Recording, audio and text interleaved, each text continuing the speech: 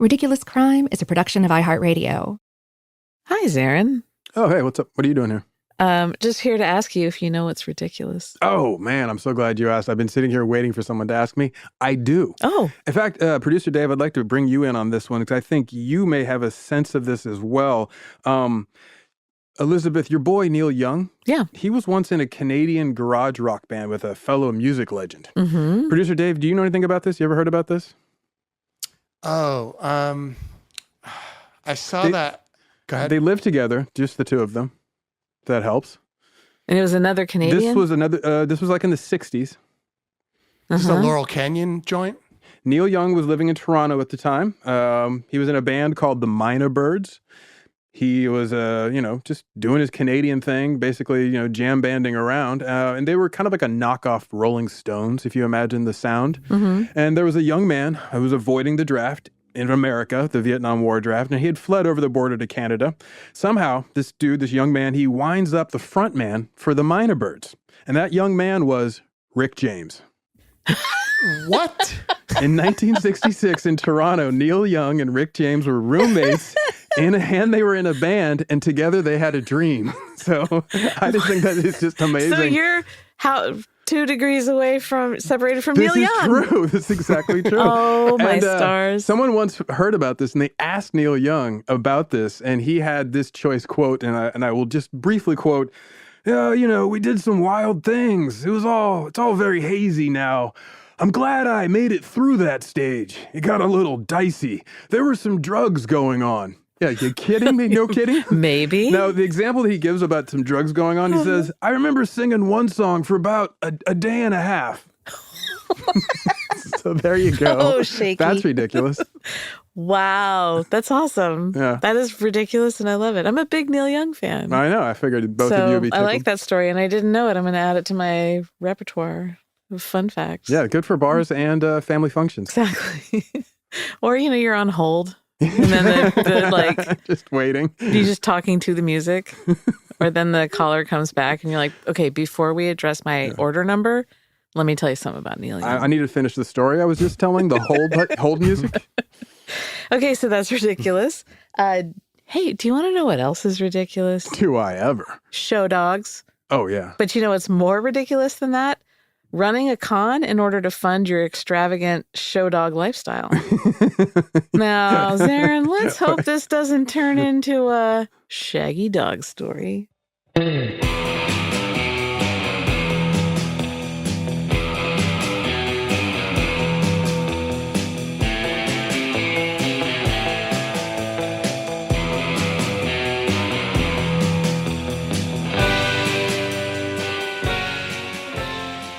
I'm Elizabeth Dutton, and he is Zaron Burnett, and this is Ridiculous Crime, a podcast about absurd and outrageous capers, heists, and cons.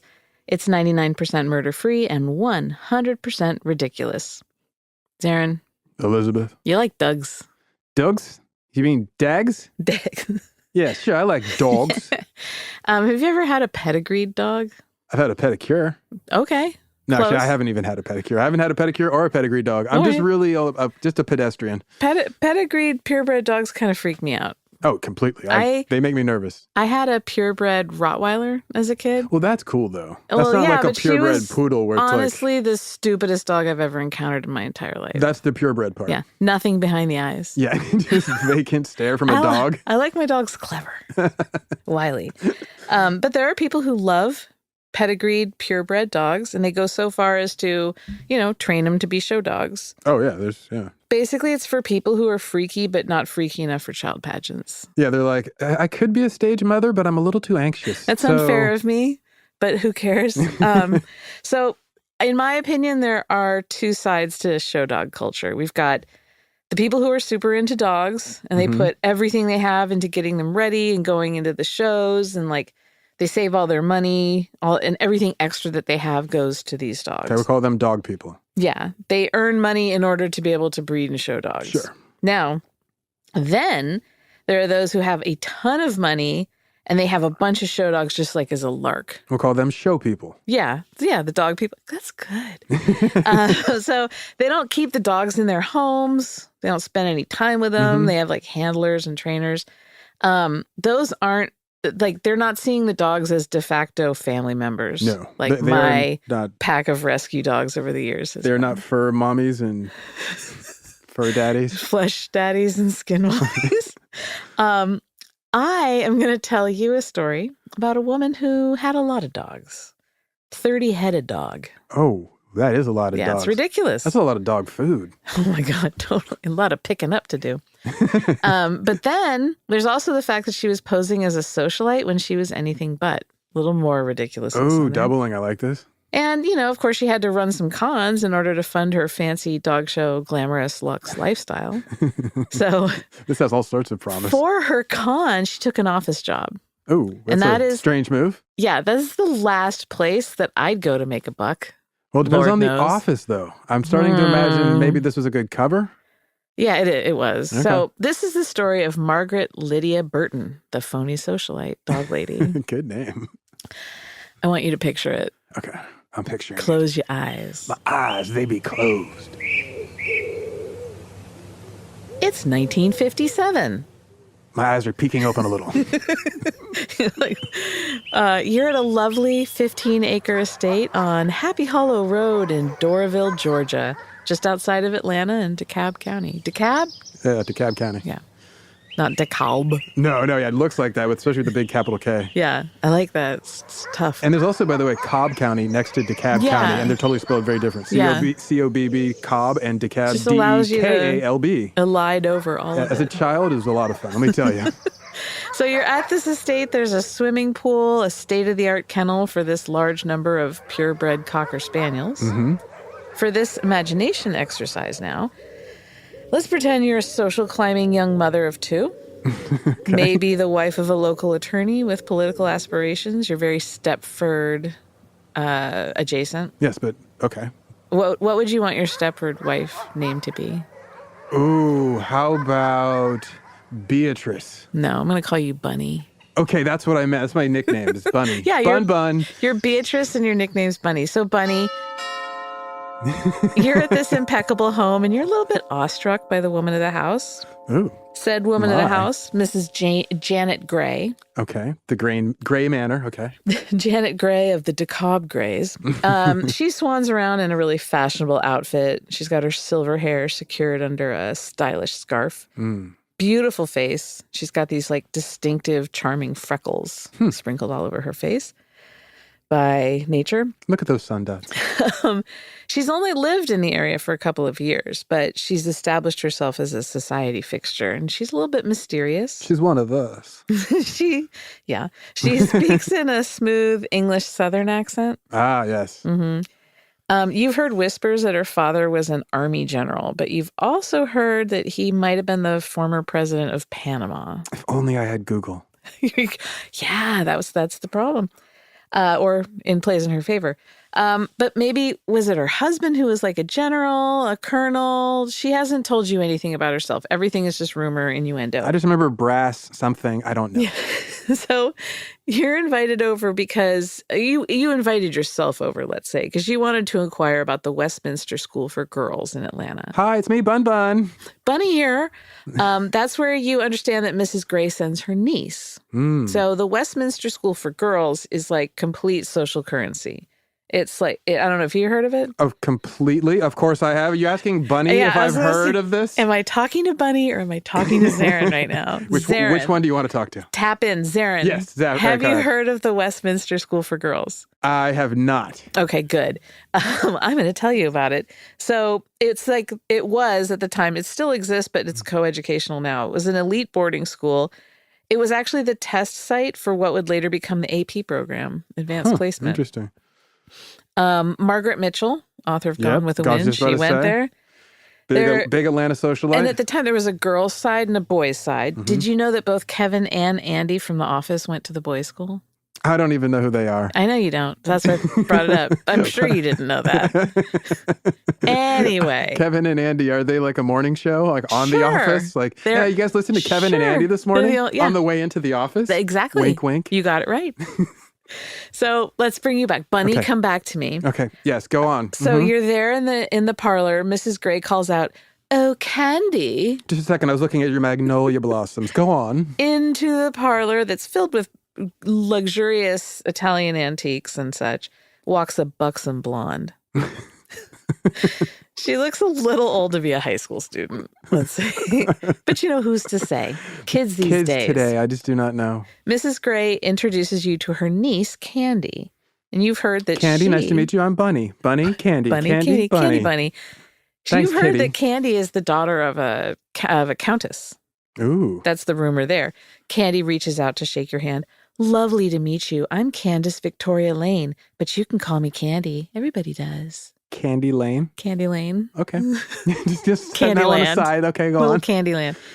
Just then, Theodore Young walks in. He's holding like a little medium-sized Cocker Spaniel. Oh, look who it is. If it isn't Teddy Young. He's the dog trainer, and he's the one responsible for training the world-famous dog Rise and Shine. That's Mrs. Gray's champion Cocker Spaniel who won Best in Show at the 1954 Westminster Dog Show. And could have won in 1955 if she would have enrolled her. Yes, how did you know? Big time. This is big time. You're in the middle of the dog show big time right now. I am a flutter. Look, everyone, it's Rise and Shine. I'm catching the vapors over here. So you're looking at this silky spaniel, groomed within an inch of its life. Mm-hmm. It's worth $5,000. Would you look at the braids? I mean, Which in today's life and money is $50,000. Oh, boy. That's an expensive pooch. And it's that dog, Rise and Shine, is just one of 30 some odd Cocker Spaniels in the kennel. Wow. That's a lot of dogs.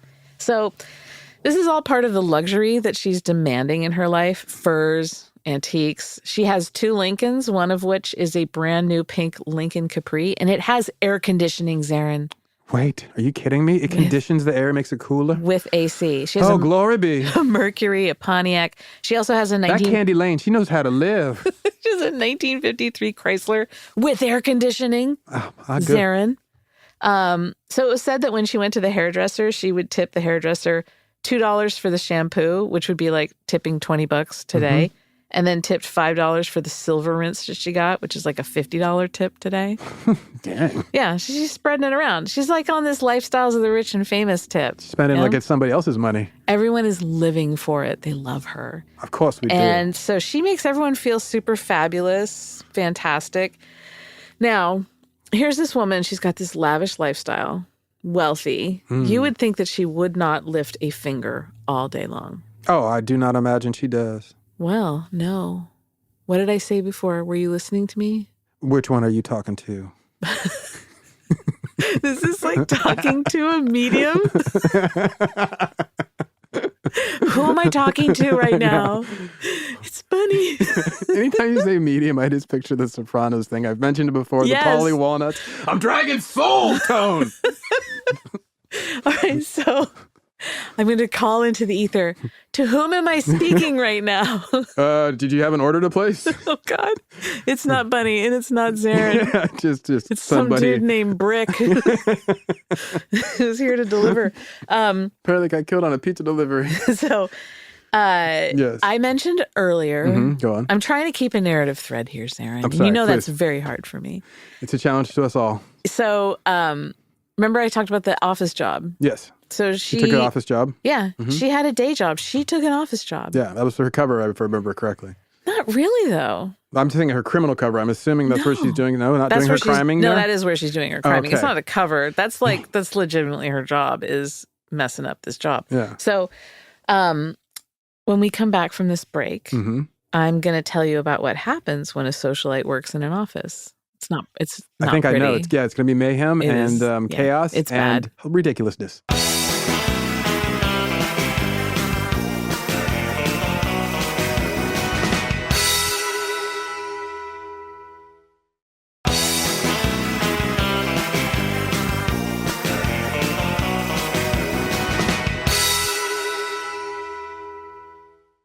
Zaron, we're back. Oh, hey, look at us. Bunny, are you with us? I am, dear. Okay, bring back Zaron really quickly. Yeah, of course. I'm All right. always here. So I've been telling you about Mrs. Janet Gray, the DeKalb County socialite. You, okay, now you get to be Bunny again. You, Bunny, Mm-hmm. You went, Bunny's good. Mm-hmm. Yes. What you want, girl? Oh, God. You went over to her house to try and weasel your way into a letter of recommendation for your little mouth breather, Barbara, to attend Westminster School for Girls. Mouth breather may be appropriate, but I think weaseling is a bit extreme. So Candy goes there. Mm-hmm. That's, their intro. Candy has an IQ apparently of 120. And she's going 120, plowing over mailboxes. She also looks a little long in the tooth to be a high schooler. But again, we said, who's to say? Who can judge these days with the clothes they wear? You're in awe of her lifestyle. With the it's freckles pretty amazing. and the sumptuousness. The freckles and the sumptuous freckles. Succulent freckles. There's something you don't know. There's so Bunny. many things I do not know. Bunny, and some intentionally. There's a lot of wind blowing between them ears, Bunny. It's a cool breeze, though, darling. It smells of magnolia. Exactly. Magnolia blossoms. And not working. When Mrs. Gray arrived in Decatur in 1955, she applied for a job as an office manager at a medical clinic. Okay. Now, a lot of her society friends didn't know this. I imagine they shouldn't. Yeah. But she didn't hide her life from her employers, the doctors. They knew she's like a wealthy widow. She's independently wealthy. She just liked working, maybe. Yeah. Well, she claimed she needed the job because she wanted to keep busy, keep her mind sharp. That's what I'm saying, yeah. Business was booming at this clinic and continuing to grow. They needed someone who was on the ball to manage the books and manage the whole office. She wasn't volunteering. Yeah. Yeah. She got paid. She made $400 a month, which is like $4,000 a month in today's money. Okay. That's pretty good. Yeah. It was way more than most were making in those days, and certainly women in a clerical position were making that. The doctors absolutely loved her. Huh. So she's very good at her job. Yeah. Okay. And she had things running really smoothly. People loved interacting with her, like the patients, and she kind of classed the joint up. So she's just charming everywhere she goes. Yeah. Okay. Oh, yeah. She doesn't take off the mask at work and just no. And she's got where's that coffee, Bob? Give me the receipts. She's really assertive, but she's also confident. Confident. Ooh, I saw what you did there. Confidence. Like an artist, possibly a confident artist or a confidence Realize. artist. Realize. Real lies. So true. The doctors loved her, but what about the rest of the staff? Envy? They didn't like her at all. They didn't envy her. They just did not like her. Oh, was she shifting work to them? Well, she was like this taskmaster. And the rest of the employees, they just could not stand her. So that's where the mask fell. Oh, yeah. She's pushy. She's mean. Figured she couldn't keep it up everywhere. Well, she held everyone to this crazy high standard. And she was demanding all this crazy hard work. But she wasn't fond of hard work herself, of course. No. So one woman who worked in the office, her name was Carol Whitney. She said, quote, more often than not, Mrs. Gray would come in the morning, leave at 10 or 11, and return later in the afternoon. That she's got it figured out. Yeah. Maybe keep your eyes on your own business there. So there were complaints of Mrs. Gray forcing people to work overtime but not paying them out for it. Okay. And everyone's grumbling. People are quitting because it sucks so badly to work there. The doctors aren't noticing any of this because they have a charming face in front. Yeah. Okay. And that's all they care about. And they're like, and the bills are getting paid. Yeah, and they don't want to bother themselves with all this office drama. And staff, it just does stuff. I mean, they've got strep throat to treat. So on top of all this, the office drama, there's shady accounting practices under Mrs. Gray. Surprise. Ooh. The revenue for the day is usually $600 in cash, so that's $6,000 today. Sure. She didn't lock it up. She just kept it in a drawer. It's an interesting protocol. If you go to your money person, they're like, how do we do today? Let me check the drawer. There's ketchup packets. Yeah, exactly. Pushing their notes and pens off, pulling out a stapler. That's not it. Just a second. I got it here. I swear. And that old Post-it that came off the stack and it's got the dirt on the sticky side. Yeah. Totally. Is that just my drawer? So staffers are kind of freaked out about the fact that the money's just in an unlocked drawer, but they're completely browbeaten by Mrs. Gray and they feel like they can't do anything about it. And that any of them could be blamed at any moment, though, if it goes missing, because she's just such a tyrant. Oh. So they're getting nervous. They start keeping their eyes on Mrs. The Gray. plausible deniability built into that is interesting. So that way she always has someone else to blame. That's interesting. Okay, go on. And so one of them saw her leave one day with all the cash receipts stuffed into her briefcase. I think she told him, like, I'm going to go deposit this. I need to go wash these. I'm just going to be right back. And there was another clerk in the office who noticed that it was Mrs. Gray who chased down the past due invoices and bills, but that wasn't her job. Yeah. How long did she have this job? Well, it got like 2 years. The one who was supposed to take care of that in the office, this woman named Jane Thurman, she discovered that the books didn't balance. And that the receipts weren't matching up with the cash on hand. So she goes to Mrs. Gray, who's technically the office manager. And Mrs. Gray's like, oh, I'll be second eyes on. I'll check this. And of course, like, oh, it magically balances when she's using the adding machine. And since she's the final word. I'm going to need you to show your work, ma'am. So this starts to catch up with her, though, because pretty soon the doctors, they noted some trouble with the accounting. So they went to get their greens time or whatever, and they showed up. They're like, oh, we're having a problem with your last payment. Yeah, you haven't paid your dues. What's that? So business is booming, right? Bank accounts aren't reflecting that. Mm-hmm. The doctors figured that since the business was growing, the office just needed a little more structure and direction to get the books in order. Right? Maybe the staff is overwhelmed. Let's give them the benefit. Is the staff mostly women and the doctors mostly men? Mm-hmm. Okay, just guessing. So they hired a guy. Yeah, that's where I was going. Enter John C. Walsh. John Walsh shows up, not America's Most Wanted. So he gets this gig as the new office accountant, and the doctors make Mrs. Gray his assistant. So she's office manager and the assistant to the accountant? I guess. Whatever. She gets kind of knocked down a peg, though. It's pretty obvious to us that Mrs. Gray, if that is her real name, dun, dun, dun, that she's been skimming at work. Taking I think money. Scooping is really more like it. Yeah, she's been shoveling at work, taking all the cash receivables and stuff. Mm-hmm. And of course, then she's collecting these debts that never make it into the office coffers. So they just basically racking up creditors and people who are getting mad, and eventually will take legal action. Yeah. Okay. And I think the legal term for this is funny business. She's up to funny business. She's living this lavish lifestyle, she's got all them show dogs. She's got a pretty good scheme, right? Yeah. Well, and show dogs aren't cheap. But is she going to be able to do this with the dude in the office? I'm going to go with kind of for a little while. Bunny, I want you to close your eyes. Oh, girl, my eyes are closed. I want you to picture it once again. July 30th, 1957. Can you smell and feel that humidity? I can. I'm sticky. Mrs. Janet Gray is at her home on Happy Hollow Road, and the dogs are barking in the kennel outside. Candy, her niece, home from school. She's absent from school a lot, by the way. She's convinced the school that her aunt is actually a very well-known dancer who toured a lot and needs Candy to come with. Oh, Just, help out. She's a roadie for her dancer aunt. People love reflected fame, right? I'm so a the stage school's niece, sure. so I gotta have to work. She's the trainer, like the way that they have the dog trainers. Just runs her around outside. She just gives her a little liver snap every time she does a pirouette. So Mrs. Gray is irritated because the doctors have hired this actual accountant to run the office. And she's just lounging around her well-appointed estate, mulling her options. Okay. That nosy Parker, John Walsh, is poking around the books where she's been skimming the funds, supplying her life of luxury. She needs a plan, is where we are right now. So she calls me Bunny to come over with all my grand She's not schemes. impressed with you, Bunny. I'm sorry. You're not allowed to come over anymore. You're sitting at home, just For shame. popping a mommy's little helper, drinking an Arnold Palmer. Well, frankly, my dear, I do not give a damn. So Mrs. Gray, she's cooling out at home. The phone rings. It's the office. Dun, dun. Yeah. Not the TV show. They're like, hey, Mrs. Gray, we called a couple of days ago, but your housekeeper said you were out of town in Florida, so we're trying again. I don't think there was a housekeeper. Yeah, I'm thinking it was John Barron. We're a little light on cash in the safe here. Could you come on down and explain what happened? They're being really cool about it. As they are when they're trying to get you there. Yeah. No.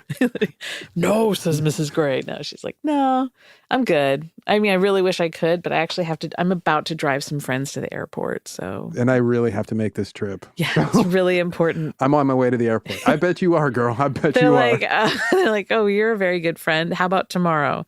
She's like, yeah, sure. I'll see you then. I'll be in tomorrow. First thing. Yeah, she hangs up. She looks at Candy. She's like, we need a plan. We got to do this now. And luggage and some gas money. So the next day, when she doesn't show up at the office to explain herself, the doctors call the cops. Naturally. And the police roll out to Happy Hollow Road, walk up the walkway. Front doors are wide open. They walk inside. It's empty. No barking dogs. Mrs. Gray's in the wind. Like the end of the sting, it's Yeah. just like completely empty. Yeah. So what had happened was You see what happened? as soon as she gets off the phone with the office, she hangs up the phone and calls for 3 moving vans. 2 for the furniture. From different companies because the check's going to bounce. Totally. She's got 2 for the furniture and 1 for the dogs, just for the whole grip of dogs. Throw them in a moving van. Do they have moving vans for dogs? You or know is she what? just throwing them in a truck? It's Any just like, moving van is a moving van Good for point. dogs. In like, you want it to 1957? be. So they load up the vans. Like they get out there, they're just emptying the place. She goes out to the driveway, hops in that sweet pink 57 Lincoln Capri, cranks up that air conditioning, Zaron, and like peels out. Candy's right behind her in a Mercury station wagon. And then the vans Solid. follow. Mm-hmm. The criminal caravan's on its way. Rolling. Yeah. By the time the cops got there, again, completely empty, almost empty. There was some stuff upstairs and the freezer was full of really fancy dog food. Oh, they just left that. So they put hungry dogs into a moving van. Like when they turn the corner, do they all slide over to one side? There's just like drool everywhere. It's just a mess back there. Did they put pads down? I'm thinking a lot of blankets and just kind of let the dogs, Maybe they probably sort it out. They probably had crates from the kennel. I don't know. That may be more dangerous than like than loose tumbling dogs. What if like they get the dogs and Mrs. Gray picks out the largest Cocker Spaniel and is like, Fritzy, I need you to look me in the eyes. I need you to drive this van. Are you ready? Fritzy, full attention. Eyes here. So Fritzy's got at the wheel and then they like pop some down to work the pedals. Like a little Pekingese down there working the gas, one working the And brake. she gets like the toughest one who has to be like the boss in the back of the van. You keep everyone in line. Dalmatians Everybody, back there. listen to what's the like ornery one's name, do you think? Lancelot. Everybody listen to Lancelot. Lancelot's the boss. Move. Come on. In. Yeah, that's what's going on. So it's a truck driven by dogs. Dogs. I like this. Yeah. Dog truck. Dog truck. So when the cops get there and it's empty, who do you think that they called, aside from Ghostbusters? I bet they should have called Bunny. Detective Bunny at your service. She's going to be a Mae West voice now. So they called the FBI. Oh, so they went to people who might actually solve the Well, crime. they knew it was something way bigger than just like an eccentric older gal siphoning off bits of money. This is right? an interstate crime. Yeah. So the feds, they get to the house and they poke around. And it turns out she left some of her clothes. She left more than 50 hats. Wow. Left more than 50 And like hats. some of them were like, most of them were worth like $60. But at that time, that's like $600 today. So if you just had like this crazy collection of hats. So imagine like if a shoe beast just left all of those shoes. Yes, that's exactly. And so fancy dresses and furs. Meanwhile, back at the office, federal forensic accountants are tracing all the money and tracking all the payments in and out. They calculate, all told, it appears she has stolen at least $100,000. In today's money, that's just over $1 million. Nice. In 2 years. Apparently, she's just straight up pocketing almost all the cash payments that the patients made. And then when the feds did the math and worked out the true numbers, it also looked like for the entire year of 1956, she deposited into the bank account. The bank account only had $67. Nice. That is bold. She's Nice. staunch. I'm surprised though that the bank didn't like alert them like, hey, what's going on? Your deposits have suddenly changed. I mean, like this is 1957's like money protocols wildly different. A lot of fail safes failed Mm-hmm. along the way. Also, because like I imagine it was a small, like not small town, but that the banking situation in Atlanta, they knew their banker, the banker knew the doctors, and then most likely they socialized. So this could have kind of come up with like, hey, everything going all right with business, guys? I mean, it's just weird. We're just seeing some discrepancies. No, apparently it's just freewheeling. So everyone's wondering, who is this Mrs. Janet Gray? I'm right there with them, top of the list. Who is this and Miss Janet Gray? sure as Splinters ain't her real name. So No, definitely not. come to Sure as find Splinters. out, it turns out she's wanted all over for her con woman ways. She prefers the word desired. There's a burning desire for her to come to justice. When we come back from these delicious ads, I am going to tell you who she really was.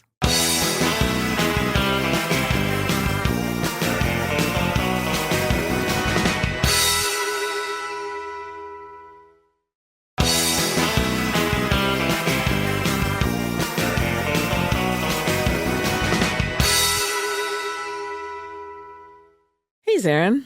Hey, I'm still here. What are you doing here? Oh, I just came back in to finish my story. Oh, thank goodness. I've been over here waiting on pins and some needles.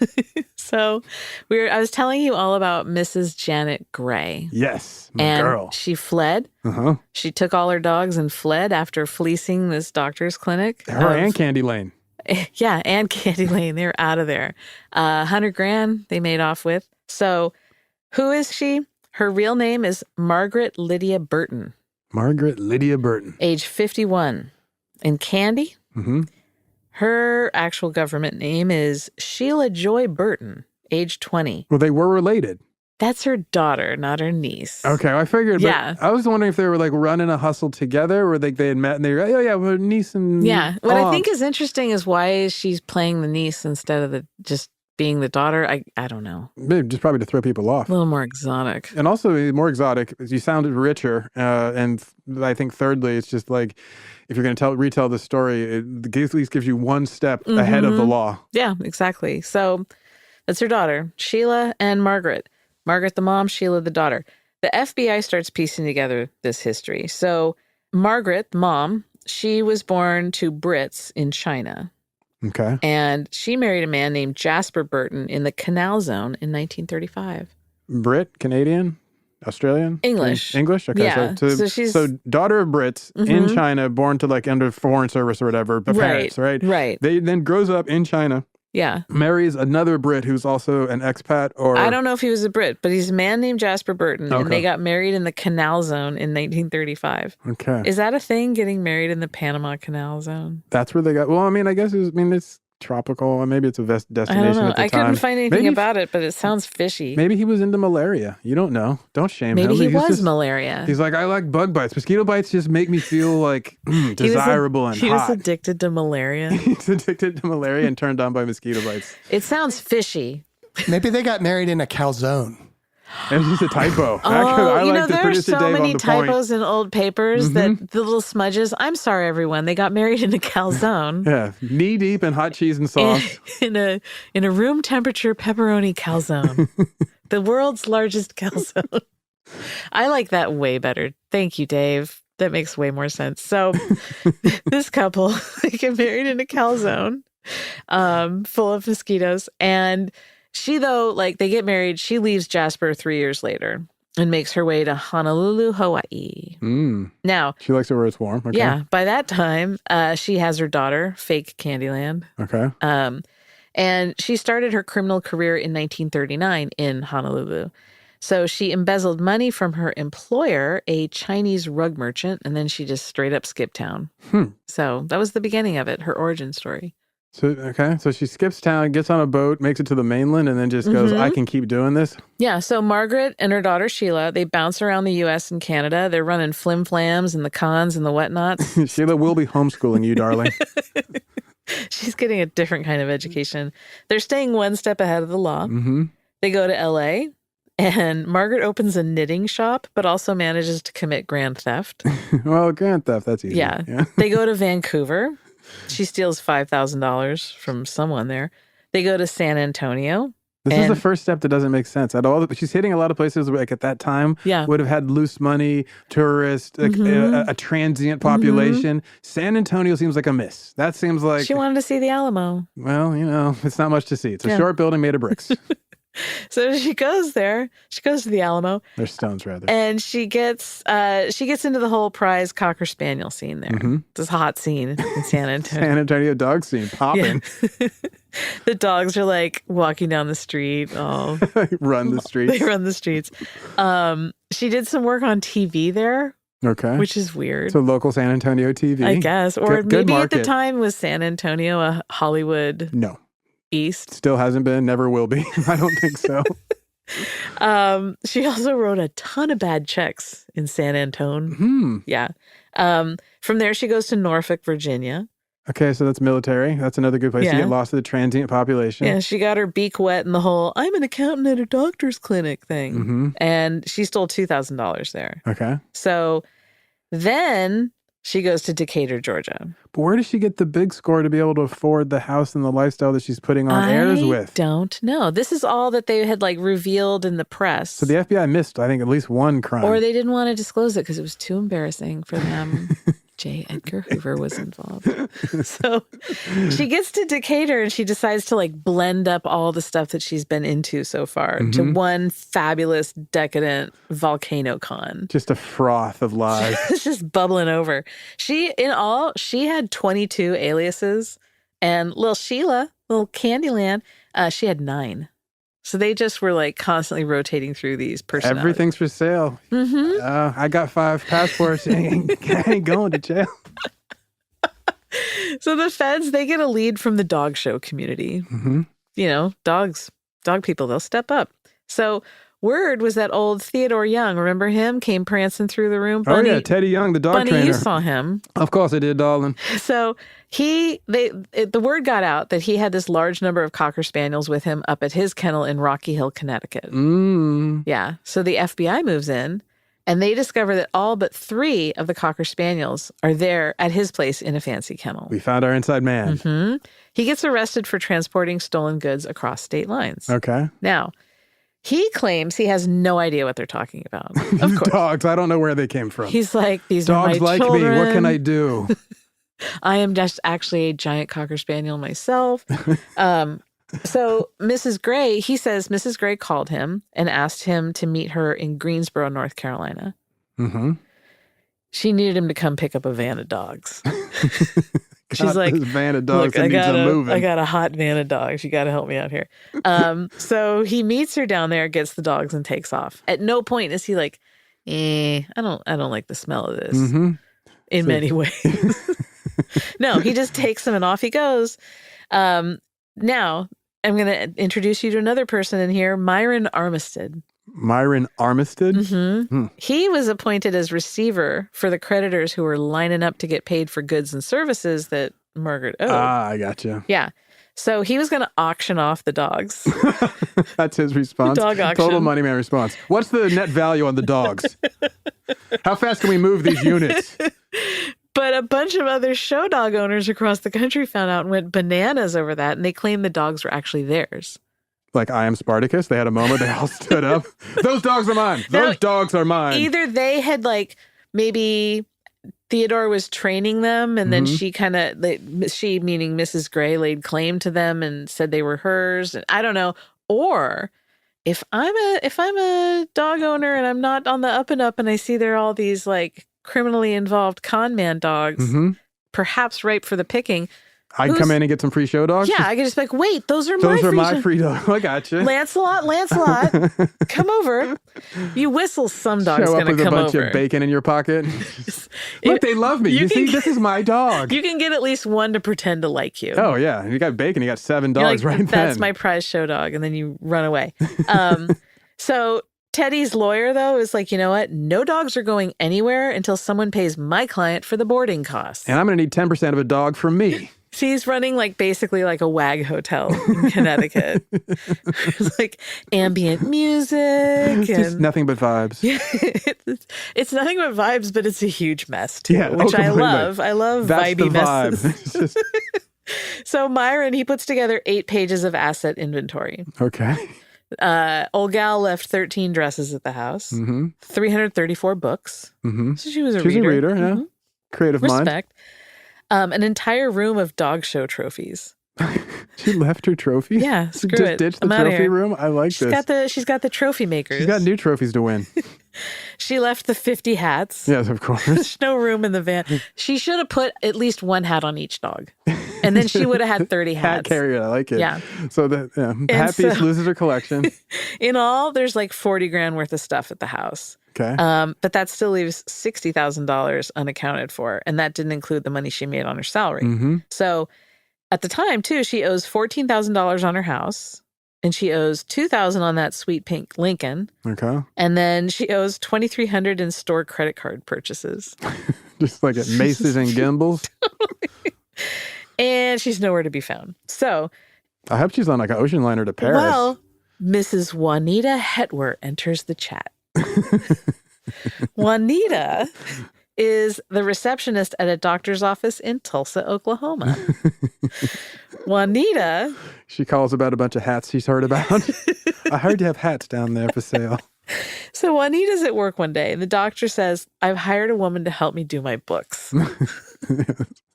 And here, this is this woman. I'd like you to meet her. Her name is Madge Barton. Mm-hmm. Now, her aliases are like when I'm having trouble remembering the names of these people. Yeah. Like Margaret Burton, Madge Barton, like when like close enough. And Madge Bitten. I had a film studies professor once who told us about a movie starring Debbie D'Amour. And we were super confused until he said, you know, the woman from A Few Good Men. Demi Moore. He meant Debbie Moore. Debbie D'Amour. Debbie D'Amour. It happens to the best of us. Okay, so her aliases are just like slightly off. Madge Barton instead of Margaret Burton. So this woman, Madge Barton, Merge Martin, she seems nice enough. She's a stylish, pretty lady. She took the jobs in hopes that she could like save the doctor some money. Yeah. Yeah, I bet. It's also really good at dogs. Why isn't she working at a vet? Hello.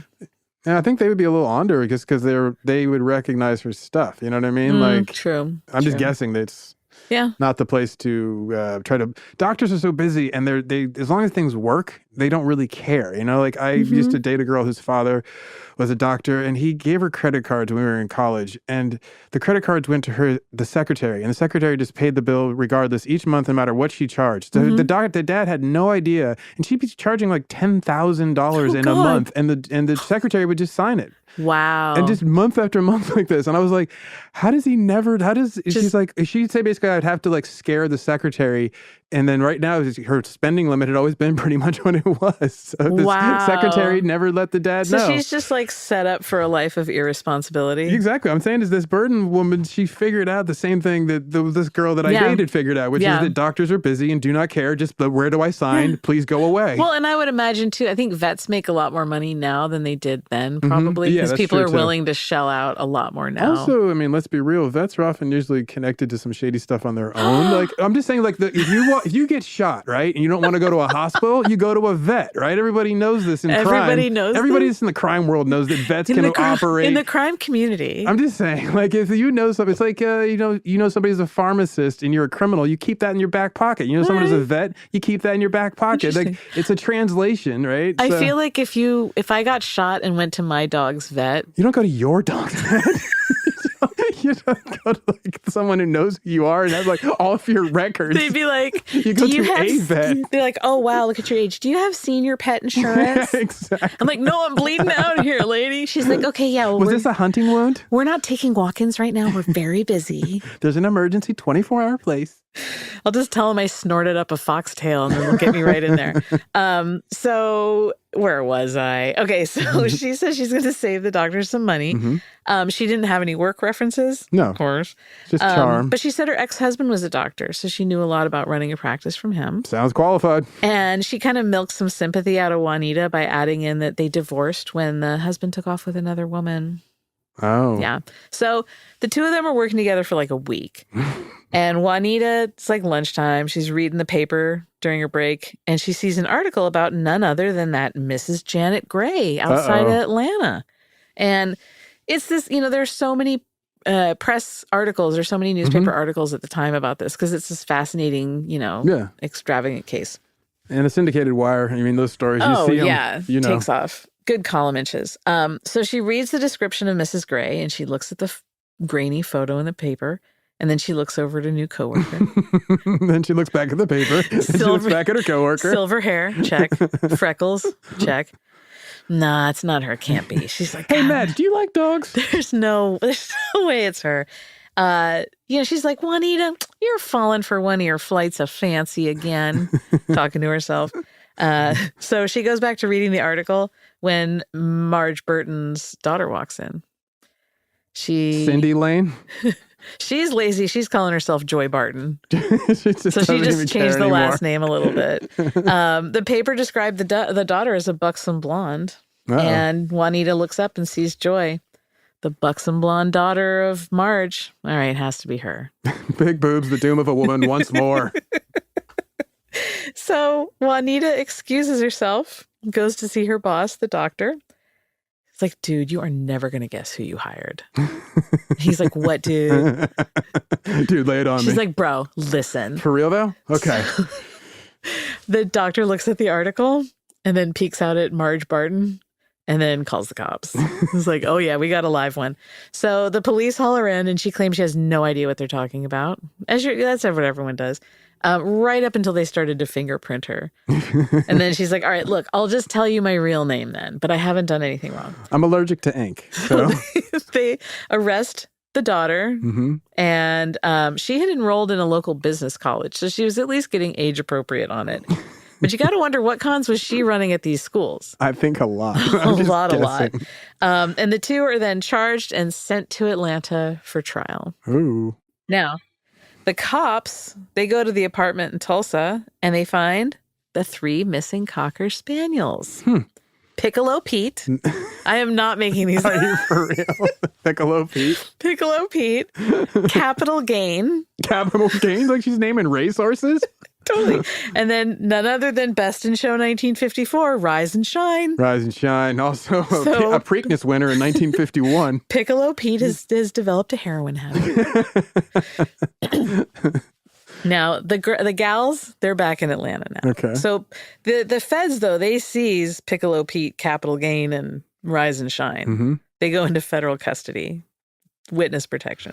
The girls go back to Atlanta. Change his name to Rise and Grind? Yes. When she was busted in Tulsa, Margaret told the FBI that she had stolen $50,000 in Atlanta. But then she gets back to Atlanta, and she claims that her confession was coerced and that she only said that to get her daughter out of jail. Okay. And then she said she wasn't given access to a lawyer. All right. Now, do we think this is true? Probably not. Okay. She's established that we can't trust anything she says. That's my question. Yeah. But yeah. So she's on the stand and she says that, you know what, I never stole anything. And what was really going on is that the doctors were involved in some tax evasion and I'm just the fall guy. They're trying to pin it on me. That's not a bad one. That's a pretty good pivot. Little old me. Yeah, I would definitely throw that one in there. 1950, whatever. Like everyone's being sexist about stuff. Use that to your benefit. You're just going to cook up whatever you can, throw it to the wall, see if it sticks. If it does, get a spatula. Public is eating this up. Speaking of spatulas. So it's this like major trial, right? Media is breathlessly covering it. Her socialite friends providing amazing color commentary during this. Oh, yes. Yeah. What do my girls have to say? Her hairdresser said, I surely thought she would give them a more exciting chase. And just what will the ladies in my salon have to talk about now? Like, he's worried about the content. DS Estes, I don't know Oh, those are just initials, DS? DS, okay. Estes. I'll say that's an interesting name, DS. Yeah, DS. My daughter, 10. Yes. A socialite in the dog set who had pushed for Margaret's appointment as Southeastern representative for the American Spaniel Club. Oh, wow. Yeah, political aspirations. Really moving up. They said it was like picking up the paper and reading that President Eisenhower was a spy for the communists. Was it really DS? was. Just the metaphor of shock there. That's a solid analog. One Sunday, a reverend at the local Methodist church gave a sermon, and he's just yucking it up. This is a lighthearted congregation. He starts joking about the whole trial and the whole process of it, and he says, Instead of Mrs. Burton being on trial for taking money from our 4 physician employers, it appears that the physicians might be on trial for making that much money. Okay. What? So what does this have to do with so the he's doing, gospel according to John? Is this like the eye of a needle, like camel thing, where it's like we should just be focused on these rich doctors? What's the Apparently. good luck He's with like, that? they're being mean to the doctors in this because they're making money, which means that God loves them more. Well, hello. The grandfather of the prosperity gospel. So here's the problem with that. Well, there are a lot of problems, but let me tell you the big problem with what he was saying. Should I be taking notes? Please, you haven't been? No, up here. Okay, because there's going to be a pop quiz later. It's not a pop quiz if I announce it. Drat. Nope, that's canceled. So there's a juror named William Pittman. Mm-hmm. He's out there in the congregation. I wanted to say audience. He's in the congregation, right? So jurors aren't supposed to be exposed to the opinions of others during the trial. Yeah, technically. Yeah. And the defense finds out about this and they spring into action. And I got you. So the juror was a member of this minister's congregation. So he heard this like homily or whatever they called it. Come on now. Mm-hmm. Don't blame everyone should be, supporting these doctors. I got you. They should be really roasting this lady. I got you. And so the defense moves for a mistrial because they said that this could affect this presumption of innocence. Mm-hmm, yeah. And the judge agrees and declares a mistrial. Get out. No, I will not. Wow. Yeah. So Margaret then gets retried. Okay. In February of 1958. Mm-hmm. And on February 8th, 1958, she was indicted on 2 counts of larceny and she was sentenced to 2 to 5 years in prison. Oh. Yeah, she did a little bit of time there. Don't forget, though, she had pending charges in 3 other states and Canada. Uh-huh. So plus, on top of that, the government went through with deportation proceedings. Oh, send her back to China? I guess. Like British territory of China? She probably 57 it wouldn't be. Yeah, we're way past the But she would 47. have English citizenship from her parents. So, yeah, out of here. You're out of here, pal.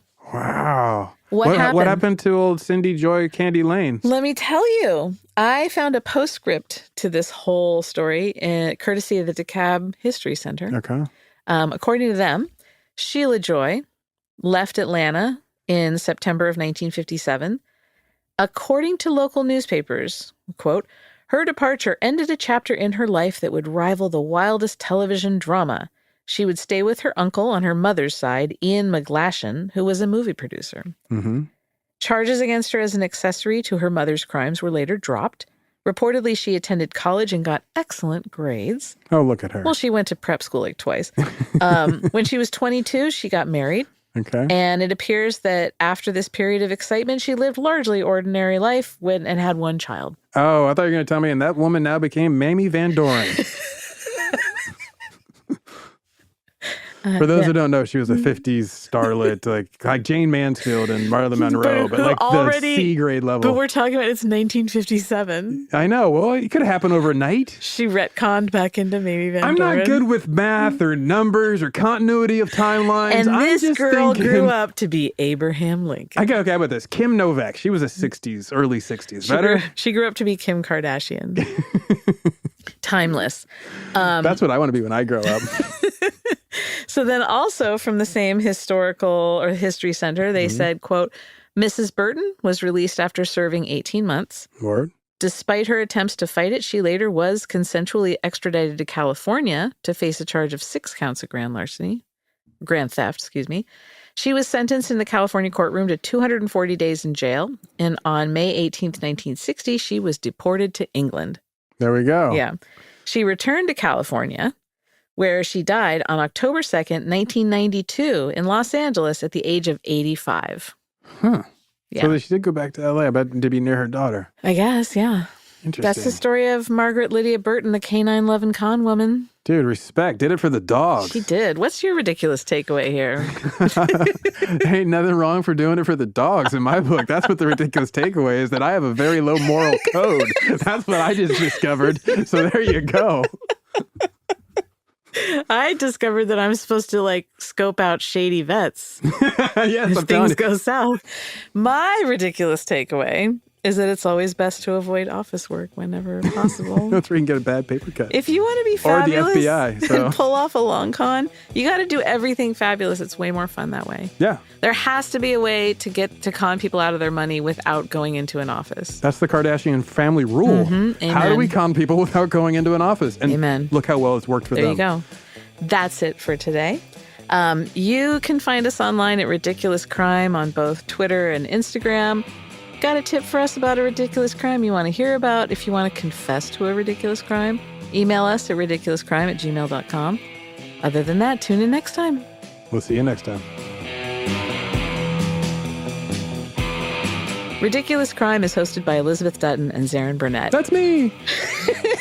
Mummy!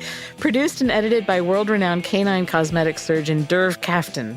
Research is by AKC recognized accountant Barisha Blon. The theme song is by Best in Group Non-Sporting, Termis Lowe, and Best in Group Herding, Tangus Durfel.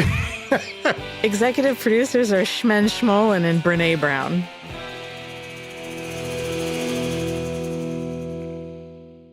Ridiculous Crime is a production of iHeartRadio. For more podcasts from iHeartRadio, visit the iHeartRadio app, Apple Podcasts, or wherever you listen to your favorite shows.